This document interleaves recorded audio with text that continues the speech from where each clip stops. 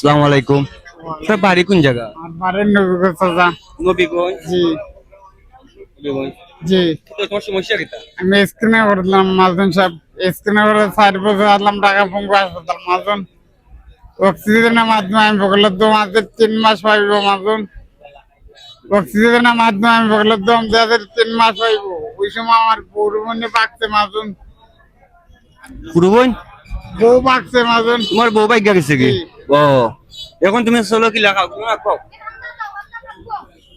করতে লাগলাম আমি ভিক্ষা করেছিলি ভাই। ভিক্ষা কইছো? জি থাকো কোন না নবীগঞ্জ থেকে আও না? জি নবীগঞ্জ থেকে না তুমি?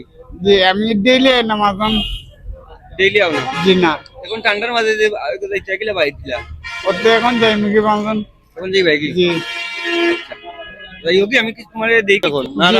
আজ অন্তক ভাই। জি না, আমি বাড়ি যাই নাকি এখন। শোনো আলহামদুলিল্লাহ। যাই হোক বাড়ি যাই নাকি। আস্তে যাই হোক বাড়ি ঠান্ডার মাঝে কোন আর আমার না পাইবা কোনটা লাগলে ইয়ে কইও অন্য তার কাছে কইও। আচ্ছা আলহামদুলিল্লাহ। যেটাও লাগে মোটামুটি যদি বিকালে খাও খানি টানি লাগে আমার কইও না কইমনি আমি। না বা আমি যাই নাকি এখন মাজন। দেখো যেদিন আও আচ্ছা আইলে আমার যাও এটা বেশ ঠান্ডা যাও বাড়ি যাও কি? আচ্ছা।